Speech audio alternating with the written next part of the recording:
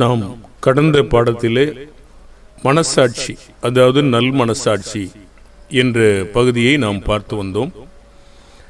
அதிலே உலகத்தின் மனசாட்சிக்கும் தேவனுடைய மனசாட்சிக்கும் உள்ள வித்தியாசம் என்ன, தேவனுடைய பிள்ளைகள் மனசாட்சி எதன் கீழாக செயல்படுகிறது என்பதை பற்றி நாம் பார்த்தோம். ஒருவருக்கு நல் மனசாட்சியுடன் வாழ்வது நல்லதா அப்படின்னா நல்லது.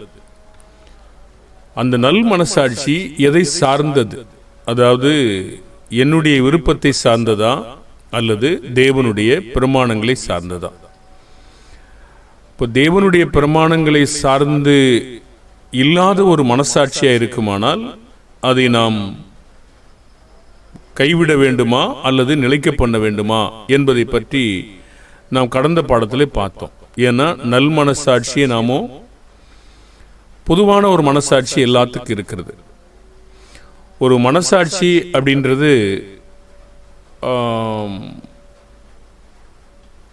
யோவான் 8ஆம் அதிகாரம் 9ஆம் வசனத்திலே கடந்த நாளில் வாசித்தோம்.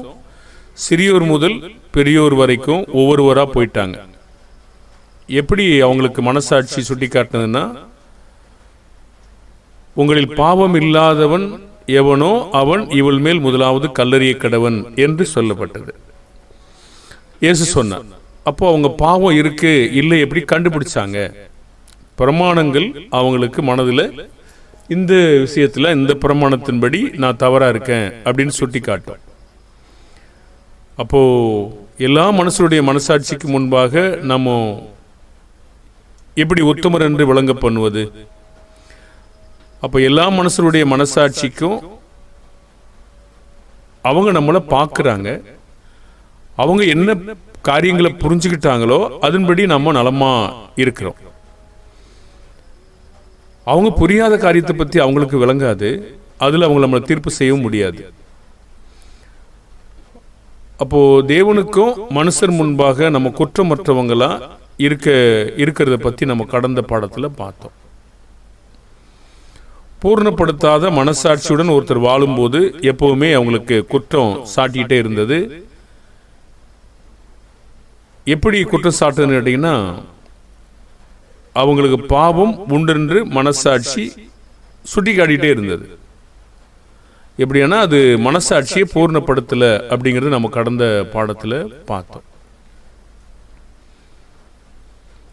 நான் செய்த தவறுக்கு என்னுடைய மனசாட்சி உணர்த்து கொண்டே இருப்பதனால சரி செய்து விட்டால் என் பாவம் தேவனுடைய நினைவில் இல்லாமல் போய்விடுமா?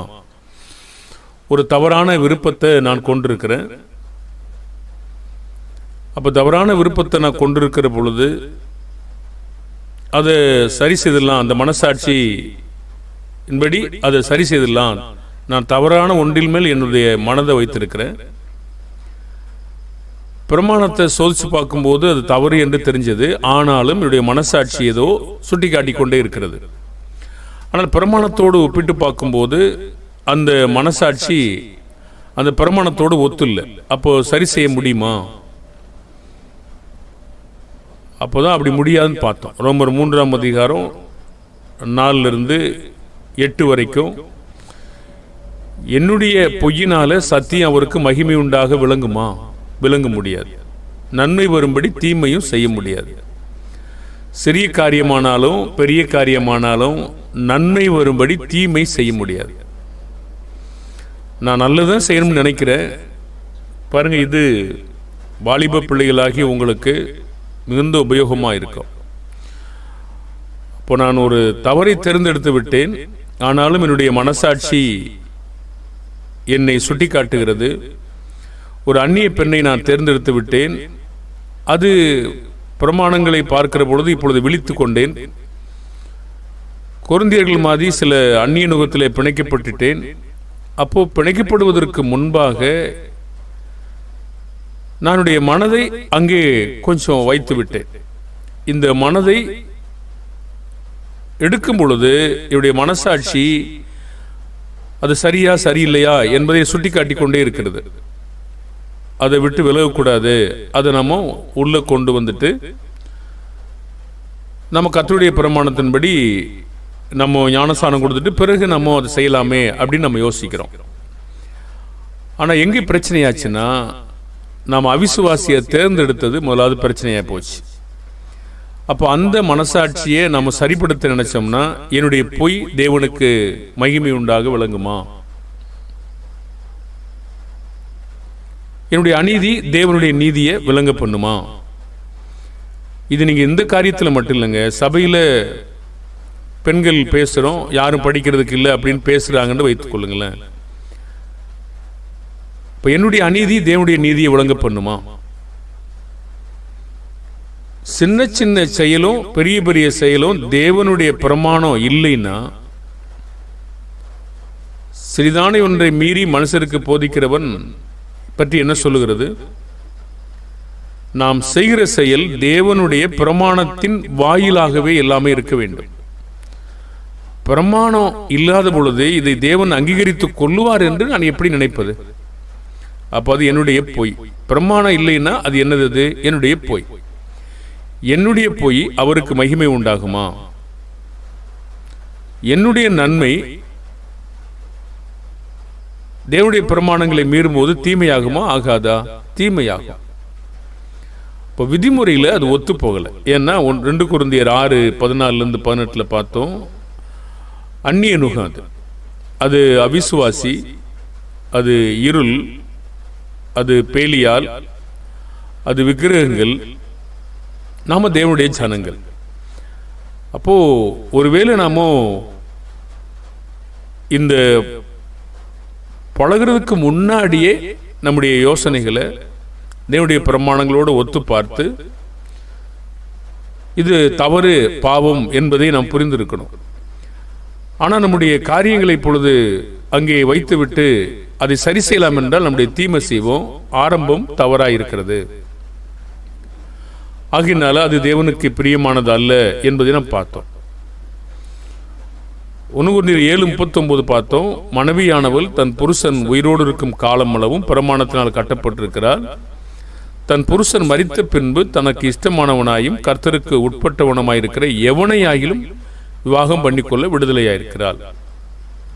அப்போ இது என்ன சொல்லுன்னா, கர்த்தருக்கு உட்பட்டவனுமாயிருக்கிற எவனா, அந்த எவனாவது போய் அந்நிய மனசனா இல்லை, கர்த்தருக்கு உட்பட்டதை அவள் தேர்ந்து கொள்ளலாம்.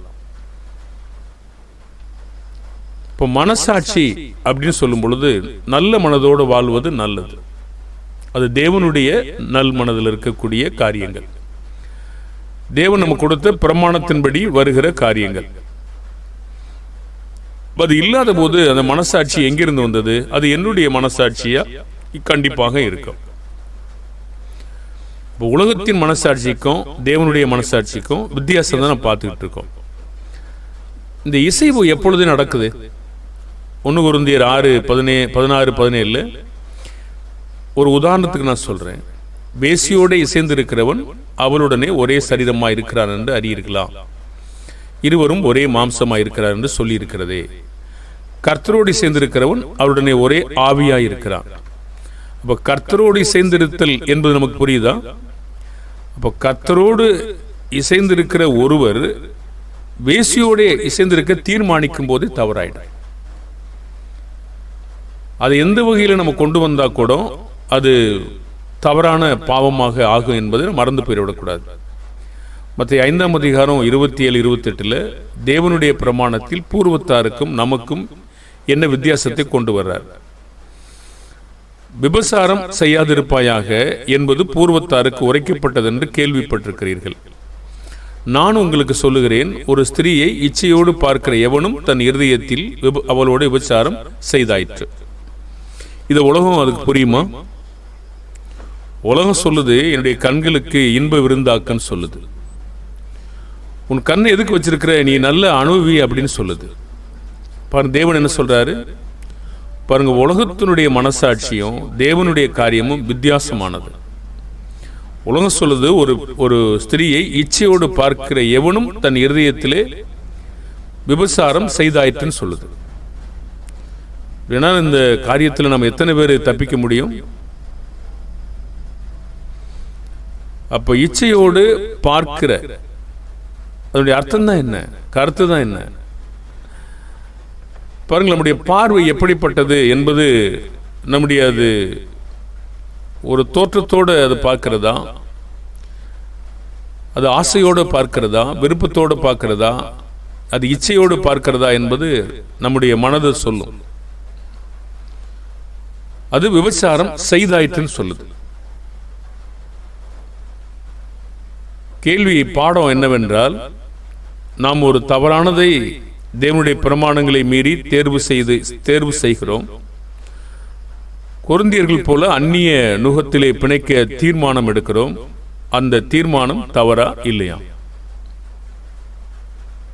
அப்படிப்பட்ட எண்ணம் கொண்டது நம்முடைய தேவனுடைய பிரமாணத்தை மீறுகிறதா இல்லையா? சரி, இப்ப நம்முடைய விருப்பத்திற்கு கர்த்தரை சம்மதிக்க வற்புறுத்தலாமா? நம்முடைய விருப்பத்திற்கு நம்முடைய கர்த்தரை கட்டாயம் பண்ணலாமா? தேவன் அதில் விருப்பமாயிருக்கிறாரா? அப்படி செய்வோம் என்று வைத்துக் கொள்ளுங்கள். அதை பற்றி அவர் என்ன சொல்லுகிறார் பாருங்கள். ஒரு கேள்வி இவ்வாறு கேட்டாங்க. மத்தேயு 19ஆம் அதிகாரம் 3-8 வரைக்கும் நம்முடைய விருப்பத்திற்கு கர்த்தரை சம்மதிக்க வற்புறுத்துகிற போது அவர் விருப்பமாயிருக்கிறாரா இல்லையா என்று ஒரு வார்த்தை சொன்னார். அப்பொழுது பரிசேயர் அவரை சோதிக்க வேண்டும் என்று அவரிடத்தில் வந்து, புருஷனானவன் தன் மனைவியை எந்த முகாந்தரத்தினாலாகிலும் தள்ளிவிடுவது நியாயமா என்று கேட்டார்கள். அவர்களுக்கு அவர் பிரதியுத்தரமாக, ஆதியிலே மனுஷனை உண்டாக்கினவர் அவர்களை ஆணும் பெண்ணுமாக உண்டாக்கினார் என்பதையும், இது நிமித்தம் புருஷனானவன் தன் தகப்பனையும் தாயையும் விட்டு தன் மனைவியோடு இசைந்திருப்பான், அவள் இருவரும் ஒரே மாம்சமாய் இருப்பார்கள் என்று அவர் சொன்னதை நீங்கள் வாசிக்கவில்லையா? இப்படி இருக்கிறபடியால் அவர்கள் இருவராயிராமல் ஒரே மாம்சமாய் இருக்கிறார்கள். ஆகையால் தேவன் இணைத்ததை மனிதன் பிரிக்காதிருக்கடவன் என்று அவர் சொன்னார். கேள்வி என்ன? எந்த முகாந்தரத்தினாலாகிலும் தள்ளிவிடுவது நியாயமா என்று கேட்டார். அதற்கு தான் இந்த பதில் சொன்னார். அது என்ன சொல்லுது? தள்ளிவிட முடியாது என்பதுதான் விளக்கி சொல்லுகிறதாக நாம் பார்க்கிறோம். அவங்க ஒரு கேள்வியை நியாயப்பிரமாணத்தின் சட்டத்திலிருந்து சுட்டி காட்டி கேட்கிறாங்க. அவங்க அது கேள்வி கேட்கறதுக்கான அந்த மனசாட்சி எங்கிருந்து வந்தது? தேவனுடைய பிரமாணத்தில் இருந்து. இப்ப தேவனுடைய பிரமாணத்திலிருந்து ஒரு காரியத்தை அவங்களுடைய மனசாட்சி சுட்டி காட்டினது. என்ன சுட்டி காட்டினது? 7ஆம் வசனம். அதற்கு அவர்கள், அப்படியானால் தள்ளு சீட்டை கொடுத்து அவளை தள்ளிவிடலாம் என்று மோசே ஏன் கட்டளையிட்டார் என்று கேட்கிறாங்க. இப்போ இயேசு அதுக்கு பதில் சொல்றாரு. அதற்கு அவர், உங்கள் மனைவிகளை தள்ளிவிடலாம் என்று உங்கள் இருதய கடினத்து நிமித்தம் மோசே உங்களுக்கு இடம் கொடுத்தார், ஆதி முதலாய் அப்படி இருக்கவில்லை. கேள்வி, தேவன் குற்றவாளியா அல்லது மனிதர்கள் இங்கே இருதய கடினமானவர்களா? அப்படியானால் மோசேயின் காலம் தொடங்கி அதற்கு முந்தின காலத்துல இந்த நியாயப்பிரமாணம் இல்லை, அவங்க மனசாட்சி பிரமாணத்தை சுட்டி காட்டினது. இதுக்கு பின்னாக வந்த பரிசுத்தவான்கள் என்று எண்ணப்படுகிற அநேக மக்கள் இந்த மனைவிகளை அநேக மனைவிகள் கட்டியிருக்காங்களா? கட்டியிருக்காங்க. அது மெய்யாகவே கேள்வி கேட்ட மக்களுக்கு மட்டுமா இல்ல அவங்களுக்கு சேர்த்தானா? உங்கள் இருதய கடினத்து நிமித்தமே மோசே உங்களுக்கு இடம் கொடுத்தார் அப்படின்னு வார்த்தை இருக்கு. அது உண்மையிலே தேவனுடைய பிரமாணமா? ஆதி முதலாய் அப்படி இருக்கவில்லைன்னு சொல்றார். எந்த ஆதி? பாருங்க, அவர் மனைவியை அவர் சொல்லும் போது சொல்றாரு, ஆதியிலே மனுஷனை உண்டாக்கினவர் அவர்களை ஆணும் பெண்ணுமாக உண்டாக்கினார் என்று சொல்றாரு. அது எந்த ஆதி? கேள்வியானது. இதை நம்ம விவரிக்கல இப்பொழுது. அப்போ தேவன் இணைத்ததை மனிதன் பிரிக்கக்கூடாது. அப்போ ஆதி முதலாய் அப்படி இருக்கவில்லை அப்படின்னா, இந்த இப்போ நம்ம கேள்வி பாருங்க, நம்ம ஒன்றை விரும்புகிறோம், தேவனுடைய பிரமாணம் விதிமீறல் இருக்கிறது. இப்பொழுது தேவனை சம்மதிக்க பண்ண நாம அதை வேறு வகையா செய்ய நினைக்கிறோம். தேவன் அதற்கு சம்மதித்தார்னா விருப்பத்தோட, நம்முடைய இருதய கடினத்தோட? இதுதான் நம்முடைய கேள்வி. நீங்க அவிசுவாசிய விவாகம் செய்ய நினைக்கிறீங்க. சரி, தேவனுடைய பிரமாணங்களை சொல்லி பார்த்தோம், கேட்கல. இப்போ தேவனை நம்ம சம்மதிக்க பண்றோம், தேவன் சரின்றார். சரின்றார்னா நம்ம குற்றப்படுத்தப்படுகிறோமா இல்லையா? இருதய கடினம் அப்படின்ற ஒரு வார்த்தை இருக்கா இல்லையா? இருக்கே. என்னத்துக்காக இருதய கடினம்? நம்ம தேவன் சொல்றாரு, அது நம்ம கேட்காம பார்வோன் கடினமானாரு, இஸ்ரவேல் மக்கள் கடினமானாங்க, யூதர்கள் கடினமானாங்க, பரிசேயர் கடினமானாங்க. இப்ப தேவன் என்ன சொல்றாரு? இடம் கொடுக்கிறார். கேள்வி, அது நன்மைக்கு ஏதுவாக இருக்குமா இல்ல தீமைக்கு ஏதுவாக இருக்குமா? தேவன் அதை விருப்பத்தோடு செய்கிறாரா, நம்முடைய இருதய கடினத்திற்கு விட்டு விடுகிறாரா? ஓசியா 13ஆம் அதிகாரம் 9-11. இஸ்ரவேலர்கள் புறஜாதிகள் வழக்கத்தின்படி ராஜாவை கேட்ட காரியத்தில் என்ன நடந்தது? தேவன் அதை விருப்பமாய் கொடுத்தாரா? அப்படி நீங்க சாமுவேல் புஸ்தகத்தில் வாசிக்க முடியாது. அவர்கள் தேவனை தள்ளிவிட்டார்கள். அவர்கள் இந்த வழக்கத்தை எங்கிருந்து பார்த்தாங்க? புறஜாதிகள் வழக்கத்தின் படி.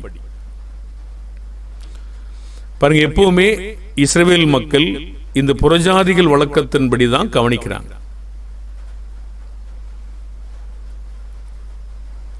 அப்போ அவங்க என்ன சொல்றாங்கன்னா, அவர்கள் என்னை தள்ளவில்லை, தேவனையும் அவர் உன்னை தள்ளவில்லை, என்னை அவர்கள் ஆளாதபடி தள்ளிவிட்டார்கள்.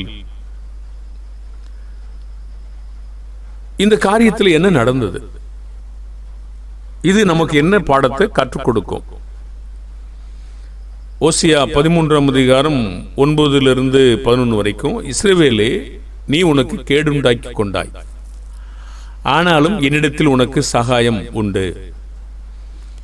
10ஆம் வசனம், எனக்கு ராஜாவையும் அதிபதிகளையும் ஏற்படுத்த வேண்டும் என்றாயே, இப்போதும் உன்னுடைய எல்லா பட்டணங்களிலும் உன்னை ரட்சிக்கும் ராஜா எங்கே? உன் நியாயாதிபதிகள் எங்கே? நான் கோபத்திலே உனக்கு ராஜாவை கொடுத்தேன், என் உக்கிரகத்திலே அவனை எடுத்துக்கொண்டேன். ராஜாக்கள் எத்தனை ஆண்டு காலங்கள் ஆட்சி செய்தார்கள் என்பது உங்களுக்கு தெரிகிறதா? ராஜாவை அபிஷேகம் பண்ணது, ராஜாவை நியமனம் பண்ணது, மேலான அதிகாரம் தேவனால் வருது. நாம உற்று பார்க்க வேண்டிய காரியம் என்ன? விழித்து சுறுசுறுப்பாய் பார்க்க வேண்டிய காரியம் என்ன? தேவன் அவருடைய பிரமாணத்தின்படி இதை தருகிறாரா, அவருடைய கோபத்தில் தருகிறாரா? அவருடைய பிரமாணத்தின்படி தருகிறாரா, நான் வற்புறுத்தல் மூலமாக அதை செய்கிறாரா? எது ஆசீர்வாதம்? அப்படியானால் நான் தவறான ஒன்றில் தேவனுடைய பிரமாணங்களை மீறி என்னுடைய மனசாட்சியை வச்சுட்டு தவறு செய்து விட்டேன், அல்லது நான் இன்னும் தவறு எதுவும் சரி ரீதியாக எதுவும் செய்யல, உங்களுடைய மனதை கொடுத்துட்டீங்க. இப்போ அதை எடுக்க முடியல. ஒருவேளை நீங்க வாக்கு கொடுத்திருக்கலாம், ஒருவேளை ஒரு பேச்சு பேசியிருக்கலாம், நான் இதை உங்களுக்கு உறுதியா செய்றேன் அப்படின்னு சொல்லியிருக்கலாம். இப்ப பிரமாணத்தின் வாயிலாக சுட்டி காட்டப்பட்டு இப்பொழுது உணர்த்தி வைக்கப்படுறீங்க. ஆனால் உணர்த்தி வைக்கப்பட்டாலும் உங்களுடைய மனசாட்சி அதுக்கு இடம் கொடுக்கலன்னு சொல்றோமா? சொல்றோம். அந்த மனசாட்சி தேவனுடைய மனசாட்சியா, என்னுடைய மனசாட்சியா? என்னுடைய மனசாட்சி என்பது என்ன, தேவனுடைய மனசாட்சி என்பது என்ன? இஸ்ரவேலருடைய மனசாட்சி அந்த பாவத்தை சுட்டி காட்டின மனசாட்சி. இஸ்ரவேலுக்கு பாவம் உண்டு என்ற மனசாட்சி எங்கிருந்து வந்தது? அவர்கள் கேள்வி கேட்ட அந்த பிரமாணம், அந்த எந்த மனசாட்சி எங்கிருந்து வந்தது? அப்படியான என்னுடைய மனசாட்சி பிரமாணத்திலிருந்து வந்ததா, தேவனிடத்திலிருந்து வந்ததா, என்னிடத்திலிருந்து வந்ததா? என்னுடைய மனசாட்சி உலகத்திலிருந்து வந்ததா, தேவனை சார்ந்து வந்ததா? அப்ப தேவனை சார்ந்து வந்தது என்றால் தேவனுடைய பிரமாணத்தின்படி வந்திருக்க வேண்டும். அப்ப தேவனுடைய பிரமாணத்தின்படி வந்திருந்தால் அந்நிய நுகம், அவிசுவாசி, இருள், இதை நம்ம பிரித்து பார்த்திருப்போம். அது என்னுடைய மனசாட்சியில் வந்தபடினால உலகம் போல நான் அது பரவாயில்ல, கர்த்தருக்குள்ள பிறகு நம்ம பார்த்துக்கலாம் அப்படின்னு நம்ம நினைக்கிறோம். இப்போ அது என்னுடைய மனசாட்சியா, உலகத்தின் மனசாட்சியா, தேவனுடைய மனசாட்சியா? அப்போ அதை நம்ம நன்மைன்னு நினைக்க முடியுமா? நினைக்க முடியாது. அப்போ என்ன செய்யணும்? அது என்னுடைய இருதய கடினத்தின்படி தேவன் விட்டுருவாரா? அப்ப தேவனை அது சந்தோஷப்படுத்துமா, இல்ல கடினத்துக்காக அவர் விட்டு விடுவாரா? அது ஆசீர்வாதமா? நான் என்று குற்றவாளியா இருப்பேனா? தேவன் மன்னிக்கதும் மன்னிக்காததும் அவருடைய காரியம். ஆனா தேவனுடைய பிரமாணத்தின்படி உங்களுக்கு பார்த்தீங்கன்னா என்ன நடக்கும்? இருதய கடினம். அப்படியானா உலகத்தை பார்த்து இந்த ராஜாக்களை கேட்டாங்க. தேவன் என்ன செய்தாருங்க? கோபத்தில் கொடுத்தார். நம்ம 2 உதாரணம் பார்த்தோம். ஒன்று இருதய கடினம், இன்னொன்று கோபம். இன்னும் அது என்னாச்சு? உக்கிரகத்தில் எடுத்துக்கொண்டேன் அப்படின்றார். பிரியமான அன்பான தேவனுடைய வாலிப உள்ளங்களே, நம்ம இந்த மாதிரி தேவனை கோபப்படுத்துறோமா? இருதய கடினத்திற்காக இப்படி மனசாட்சி இந்த மாதிரி சொல்லுது, நான் அதை கேட்கணும்னு நினைக்கிறீங்களா? அந்த மனசாட்சி எங்கிருந்து வந்தது? எப்படி வந்தது? உலகத்தில் இருந்தா, உங்களிடத்தில் இருந்தா? உலகம் என்ன சொல்லுது? அது ஒண்ணுமில்லையே சொல்லுது. உலகம் என்ன சொல்லுது? நீ ஓ வேலையை பாரு, நான் அவங்க வேலையை பார்க்கட்டும் அப்படின்னு சொல்லுது. தேவன் என்ன சொல்றாரு? பிணைக்கப்படாதிருப்பீர்களாக, நன்மை வரும்படி தீமை செய்யாதிருப்பீர்களாக என்று சொல்லுதா? நாம் எதை கேட்க போறோம்? யாருக்கு நாமோ செவி கொடுக்க போறோம்?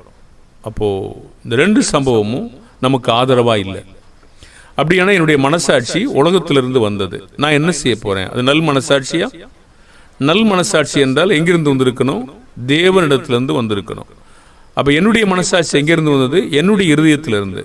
அதுக்கு நான் செவி கொடுக்க போறேனா, தேவனுக்கு செவி கொடுக்க போறேனா?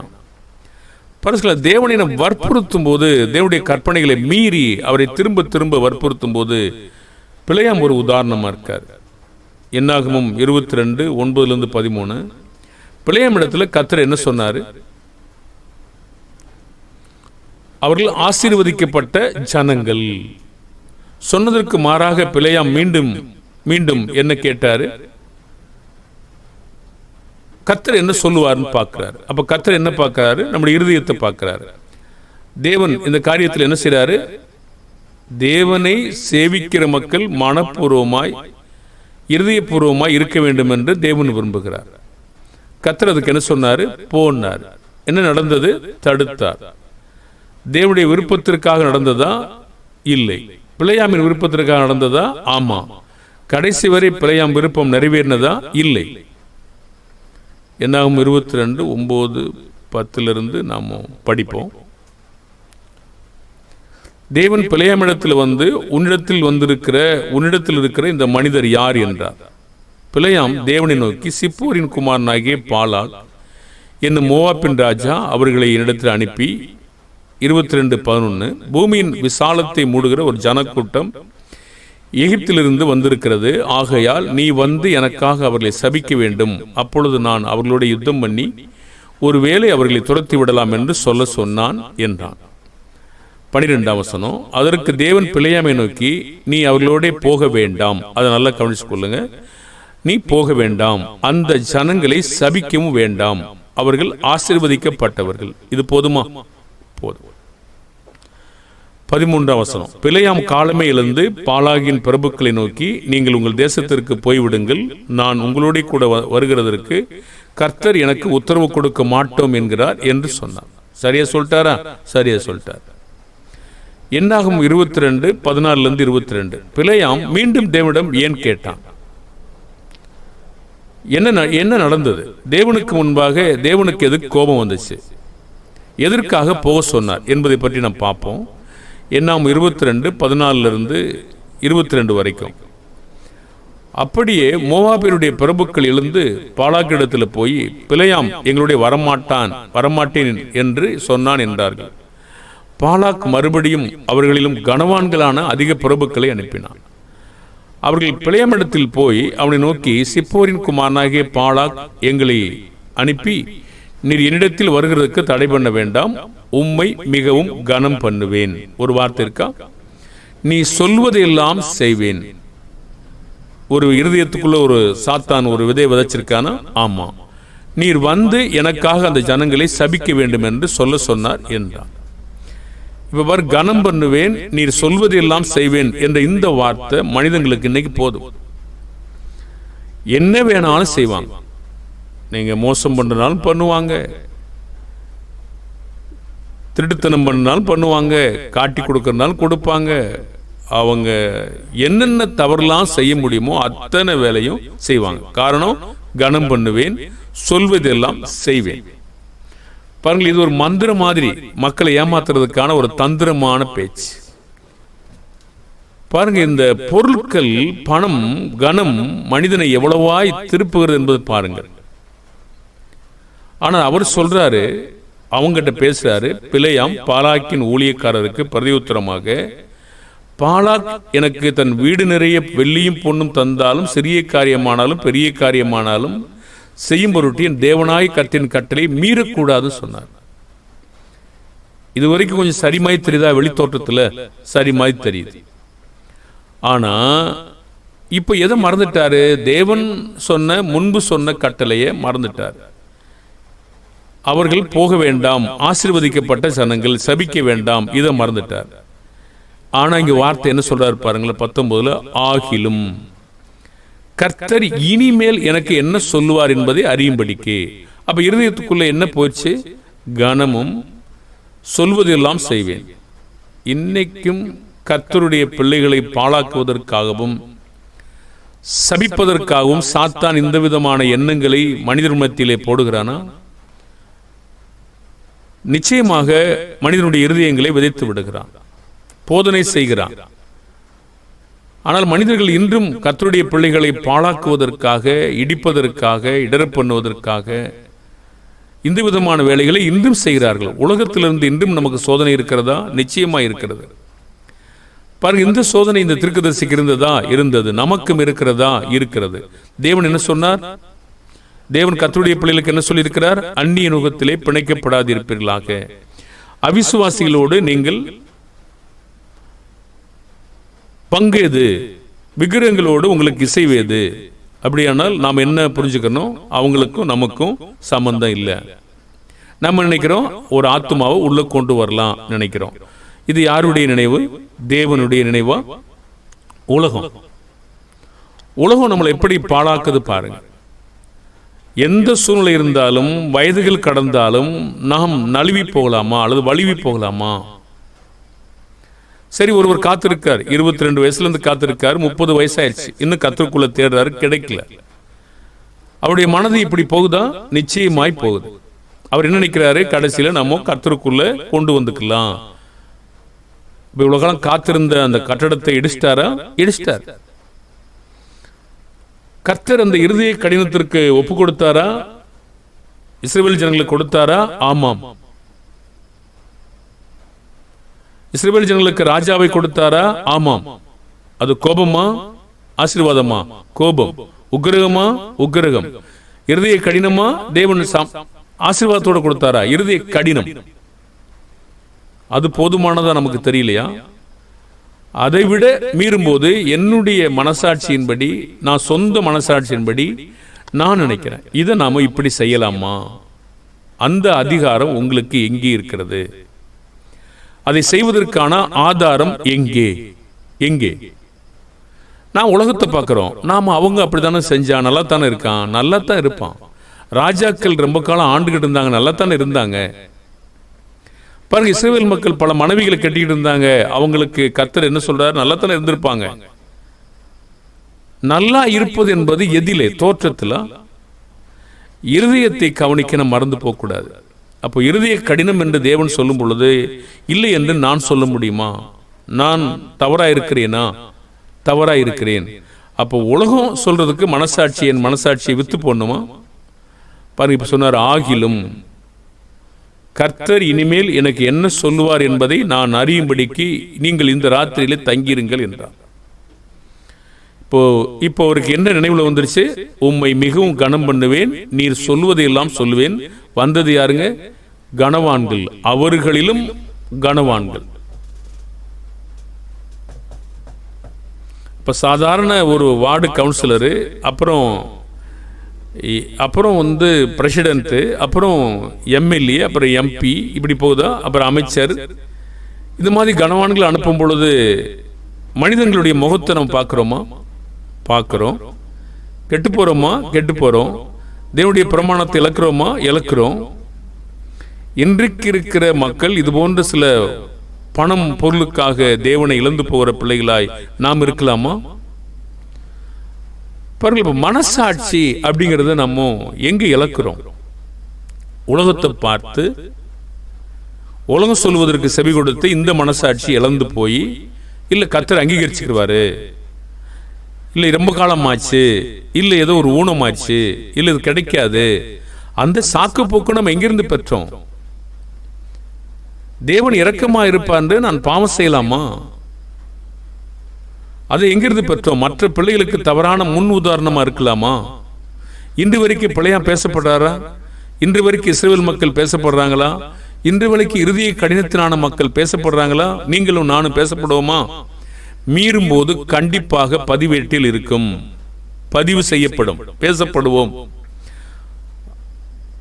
அப்ப தேவனுடைய பிள்ளைகளே, நாம் சபைக்கு முன்பாக நாம் நிறைய காரியங்களை பேச இருக்கிறோம். என்னுடைய தனிப்பட்ட காரியம் என்று நாம் நினைத்து விட முடியாது. இது எத்தனை காரியங்களை பாதிக்கும். இது பின்னாடி பேசுகிற ஒரு விதமாக எழுதப்படும். நிச்சயமாகவே அந்த ஸ்திரீ அடக்கம் பண்ணுவதற்காக ஊற்றினார் இல்லையா, அது இன்றும் பேசப்படுதா? பேசப்படுது. நாம் நன்மைக்கு எதுவாய் பேசப்படுகிற நல்ல மாதிரியா இருக்கிறோமா? அவர் சொன்னார், ஆகிலும் கர்த்தர் இனிமேல் எனக்கு என்ன சொல்லுவார். இப்ப கர்த்தர் இதயத்தை பார்க்கிறாரா? ஆமா, தங்கியிருங்கள் சொன்னார். அப்ப இரவில் தேவன் பிழையாம் இடத்துல வந்துட்டார். அந்த மனிதர் உன்னை கூப்பிட வந்திருந்தால் நீ எழுந்து அவரோட கூட போ, ஆனாலும் உனக்கு சொல்லும் வார்த்தையின்படி செய்ய வேண்டும் என்றார். இந்த கிழவனான தீர்க்கதரிசி, வாலிபனான தீர்க்கதரிசியை நாம் பார்த்திருக்கிறோம். அது இப்ப நாம் பேச வேண்டாங்க, நம்முடைய பாடங்களை கொஞ்சம் கொண்டு போயிடும். ஒரு கருத்தை மட்டும் சொல்லலாம். தேவன் எனக்கு ஒரு வார்த்தை சொல்லியிருக்கிற பொழுது பிறகு எத்தனை காரியங்கள் நடந்தாலும் நான் சோதிக்கப்படுகிறேன். பிறகு தவறான இடத்தில் என்னுடைய மனசாட்சியை வைக்கிறேன், உலகத்தில் வைக்கிறேன். அப்ப பிழையாம் காலமே எழுந்து கழுதையின் மேல சேனம் கட்டி மோவாப்பின் பிரபுக்களோட போயிட்டார். இப்போ போ சொன்னது யாரு? தேவன். கோபம் யாருக்கு வந்துருச்சு? தேவனுக்கு. எதுக்கு? எதிராளியாக நின்றார். ஏன்னா இருதயத்தில் அவனுக்கு எப்படிப்பட்ட எண்ணம் இருக்கிறது என்பதை தேவன் பார்த்தார். அவன் கழுதை மேல ஏறி போறார், அவனோட கூட இருந்தாங்க. இந்த சம்பவங்கள் எல்லாம் உங்களுக்கு அருமையா தெரியும், நம்ம அதிகமாக அதை விவரிக்க மாட்டோம். கேள்வி என்னவென்றால், 3 சம்பவங்களும் நாம் பார்த்த இந்த காரியங்கள் தேவன் விருப்பத்தோடு இருக்கிறதா? ஏன் இல்லை? அவருடைய பிரமாணத்தின்படியானதா? அல்ல. பிரமாணத்தை நாம் எங்கே மீறி இருக்கிறோம் என்று கண்டுபிடிக்கிறோமா? அதை கண்டுபிடிக்கணும். இப்ப நாம் ஆரம்பத்திலே அந்நிய நுகம், அவிசுவாசி, இருள், விக்கிரகங்கள், இந்த காட்சியை நாம் பார்க்காம ஏமாற்றப்பட்டிருக்கிறோம். இனி நாங்க எப்படி நீங்க சரி செய்வீங்க? அது அவர்களை விட்டு விலகுதல். இது மட்டும்தான் விதி. பாருங்க, வேற எந்த காரியத்திலையும் சரி செய்யவே முடியாது. அப்படியானா உங்களுடைய மனசாட்சி எனக்கு குத்துது அப்படின்னு ஒரு வார்த்தை உங்களால் ஒரு தோணுதா?